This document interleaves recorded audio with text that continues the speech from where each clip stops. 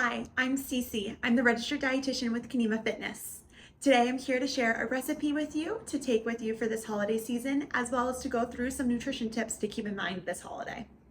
Today's recipe is going to be a pasta dish. It's a Fennel Leek Rigatoni, and we're going to cook through that together, as well as going through some of these tips. Okay, so right now my pasta water is boiling or starting to boil, and as I'm waiting for that to boil, I'm just going to start by chopping up some leeks and as well as my fennel. So for my leeks, I'm just going to cut them into round circle slices. So I will show you an example. So just like this.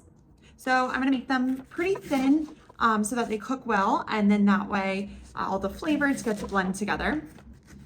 This recipe is a fun change to a typical pasta dish, and it's also nice for the winter when it's colder outside to have a nice warm cooked meal.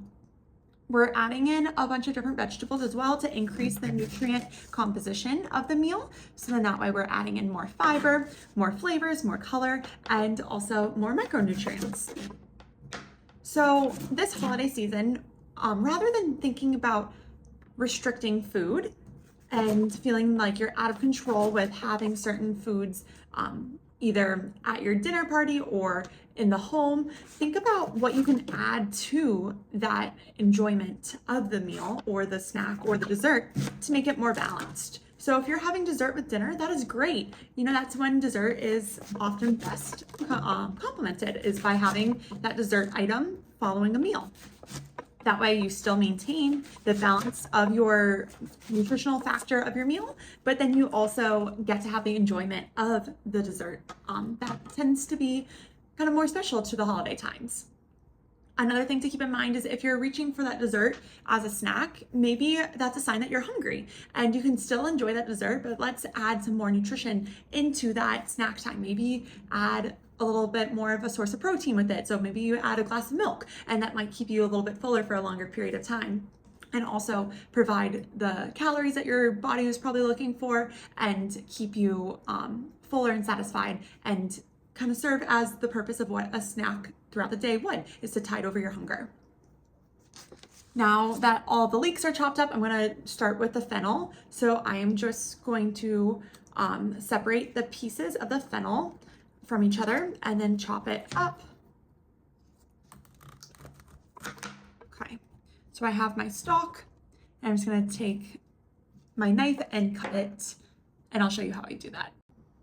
So we're going to continue and removing all of the stems from the bulb of the fennel. So again, I'm just going to take my knife and cut it right through here.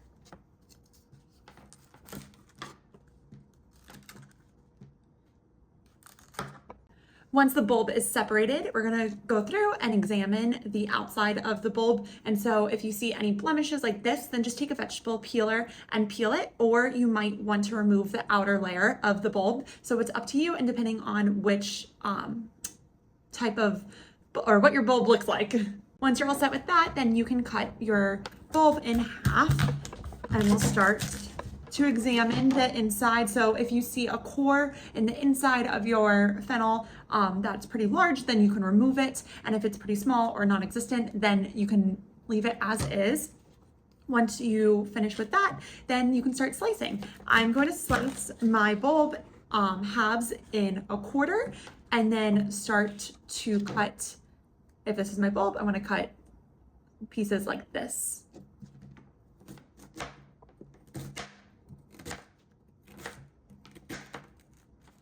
So essentially you should be left with slices like this, and then they'll separate through to become a little bit smaller.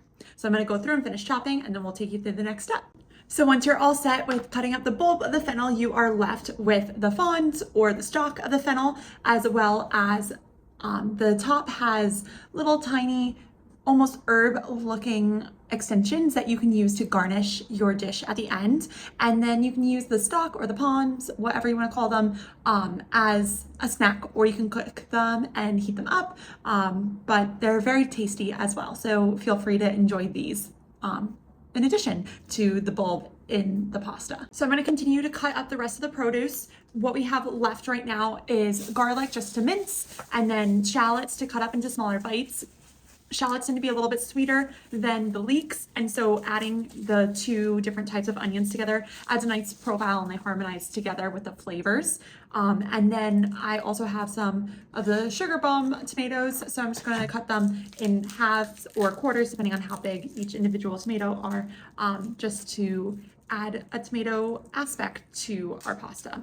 So right now my pasta is in the pasta water and it's starting to cook, and once I finish up with all of this, we'll continue to make the vegetable portion of our dish.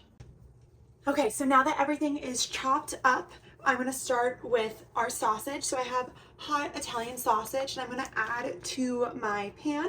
First, I'm going to add some olive oil. I'm going to bring the temperature up to medium heat, and then just cook the sausage through. So I'm just adding the sausage. I always recommend using as lean of a protein source as possible. So if you can get a leaner cut of meat, that would be great. So the less marble, the better. So we're just gonna let this cook through, and I'm gonna break it up into small pieces so that it pairs well with the pasta. Okay, so now that the sausage is cooked through, I'm gonna add it to a bowl and set it to the side.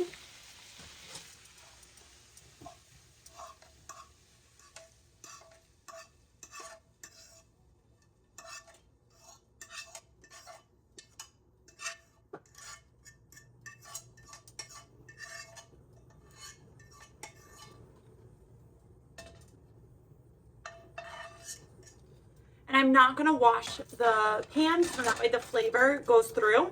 And then I'm going to start adding in the vegetables. So once I get the chopped vegetables back, we'll start adding it to this pan. Okay, so I have my leeks and fennel in this bowl, so I'm just gonna add it to this pan and let it cook through. And once it's about halfway done cooking, I'm gonna add my shallots and my minced garlic to this pan. Depending on how much oil is left over, you might want to add a little bit more olive oil. So now I'm going to add in my shallots and my minced garlic into this mixture. It might need a little bit more olive oil at this point, but again, that is up to your discretion and kind of based off of how long it's been taking you to cook through and how much of the olive oil is still in your pan. Okay, so now I'm going to add in a dry white wine. And I'm going to let it simmer. I'm also going to add in the juice of half of a lemon.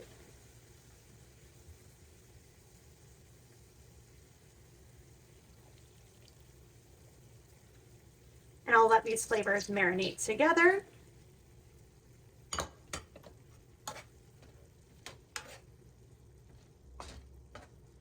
If you want to use any other herbs or spices, you can always add that in at this time. Okay, so now that this is simmered and everything is tender, I'm going to add in the sausage back into the saucepan or into the pan.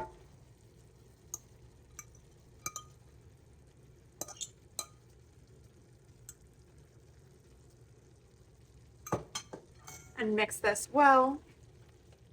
Now I have a lot of sausage and a lot of the leeks and fennel and shallots filling up my pan, but I'm also going to add the pasta as well as the remaining pasta water into the same pan as well.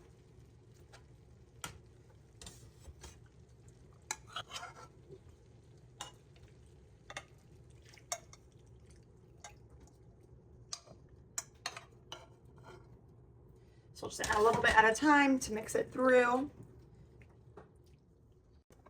Okay, so my pan was a little too full, so I ended up putting it back into the pot that I cooked my pasta in. So we'll just change it a little bit in terms of availability of space. So I'm gonna just put this on the back burner and let it cool. And in my pan, I'm going to add in the rest of my vegetables, and then we'll add everything up just in 2 different batches.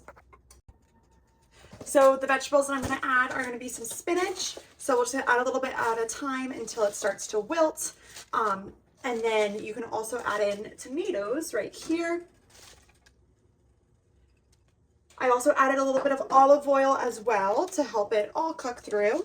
And then if you want, you can add some extra minced garlic or some garlic powder, or any herbs or spices that you would like in this right here. Okay, so now that this is cooked through, I'm just going to add the juice of the other half of the lemon to it.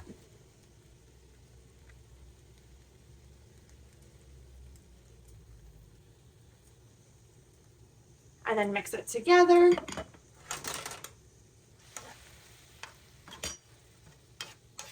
And then now I'll start adding in the pasta mixture into this pan, and it's back on low for a nice simmer. And I'm just going to add the amount that fits with the proportion of the spinach and the tomatoes that I added here and mix it together.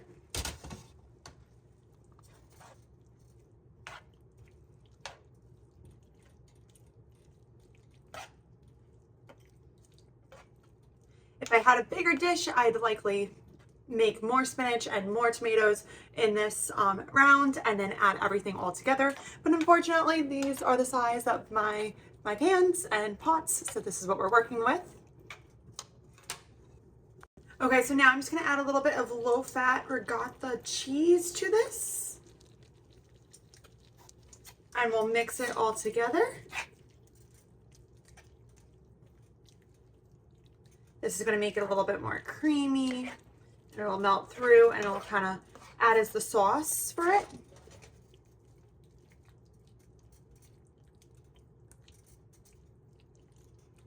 Again, my heat is still on low, so it's helping it melt through a little bit.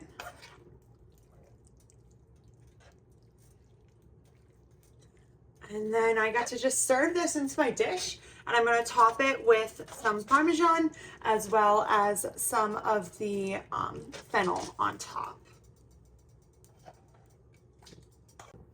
Okay, and here's the final dish right here.